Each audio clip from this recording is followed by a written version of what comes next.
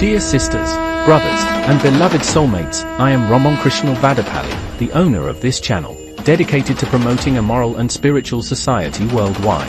Our main objective is to share the epic story of the Mahabharata, which serves as a rich collection of spiritual and moral teachings. This includes the Bhagavad Gita, a profound source of enlightenment for all humanity.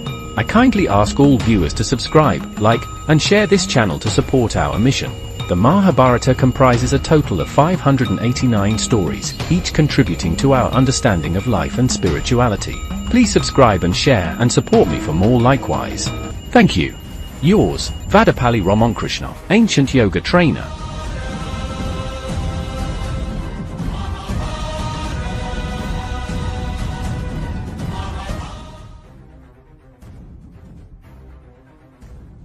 Divine ritual. Bhima spoke with conviction, Mother. When a royal lineage faced extinction, our ancestors followed a sacred practice known as Devaranyam, the justice of the gods.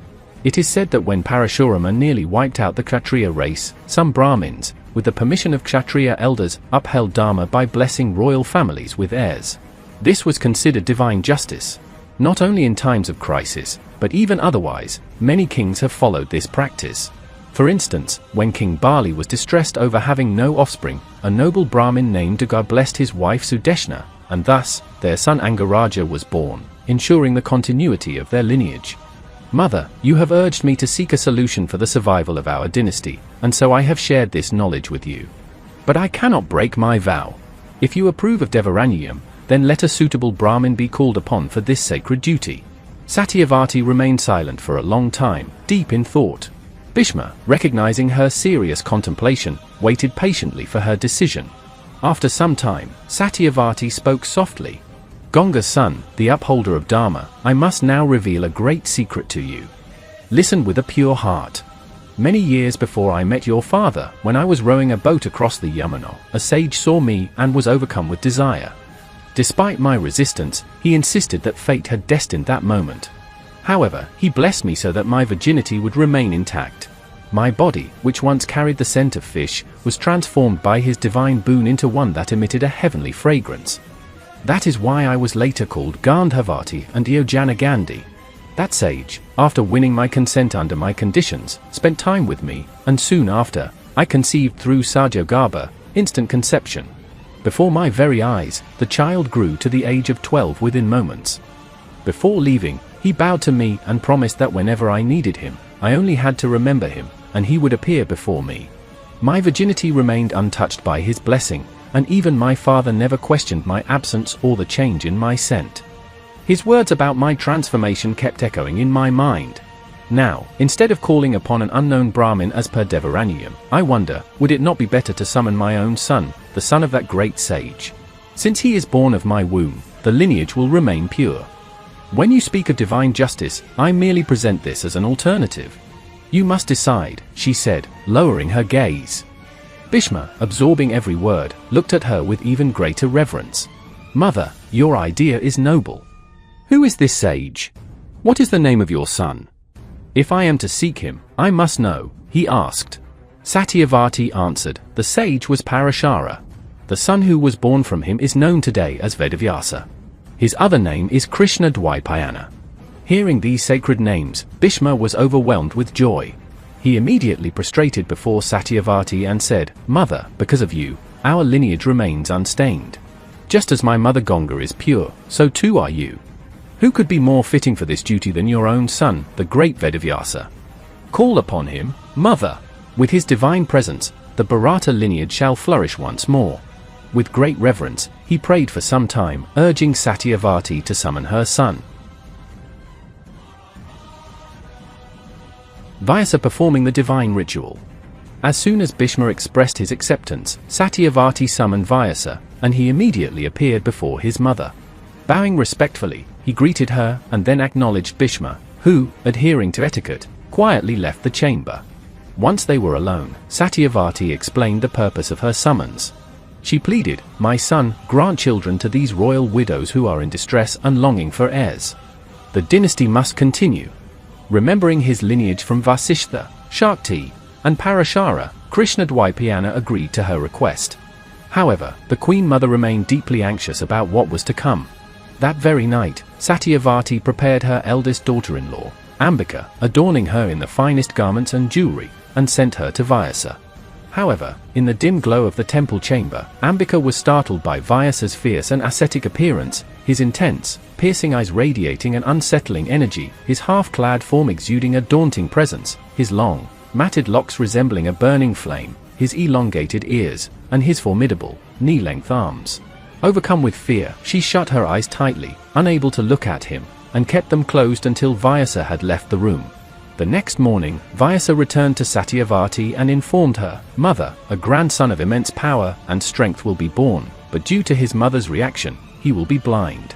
Satyavati was deeply saddened by this outcome. "My son, the scriptures declare that a blind man cannot rule a kingdom. We must ensure the dynasty remains strong. Please try again with my younger daughter-in-law," she implored. Vyasa agreed. That night, Satyavati adorned Ambalika in the grandest attire and warned her repeatedly not to react in fear. However, fate had its way. As soon as Ambalika saw Vyasa's imposing form, she was overcome with fear, not shutting her eyes, but trembling uncontrollably at his unexpected and awe-inspiring presence. Her body quivered in terror throughout the encounter, and she remained in a state of shock until Vyasa had left the room. The following morning, Vyasa once again approached his mother. "Mother, this time, a grandson will be born with immense bravery, strength, and a royal bearing. However, due to his mother's reaction, he will be pale and weak in complexion," he declared. Bowing to her, Vyasa then took his leave and disappeared. Birth of Dhritarashtra, Pandavas, and Vidura. At the right time, Ambika gave birth to a blind but immensely strong child. Although blind from birth, he was blessed with the wisdom of Sunishita.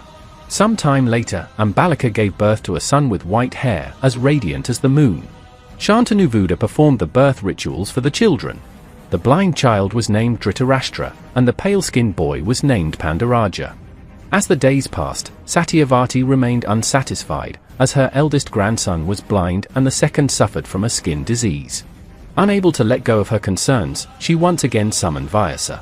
Upon his arrival, Satyavati felt her worries ease and pleaded, "This time, I will take more precautions. Please grant me this one last request." Vyasa thought deeply before responding, "Mother, I cannot refuse you, but your daughters-in-law lack self-control. Whether in yoga or in pleasure, self-control is paramount. Without it, no effort will yield favorable results. This time, ensure your daughter-in-law is fully prepared." Satyavati agreed and spoke to Ambika, urging her to be composed and disciplined. Ambika, appearing humble before her mother-in-law, reassured her, "Yes, mother-in-law. I will not let your son face any difficulty." Satisfied with her response, Satyavati sent her away. However, Ambika despised Vyasa's presence, the intensity of his gaze, his unkempt appearance, and even his body's natural scent unsettled her. The very thought of enduring another night with him filled her with dread. Instead of obeying Satyavati's wishes, she devised a plan. That night, she secretly called one of her most beautiful maidservants, adorned her in the finest jewelry, and sent her in her place. Ambalika, who had rejected the great sage's union with royal disdain, saw no harm in allowing her maidservant to take her place. Unlike the queens, the maidservant did not recoil in fear. As soon as Vyasa entered the room, she embraced him with warmth and devotion.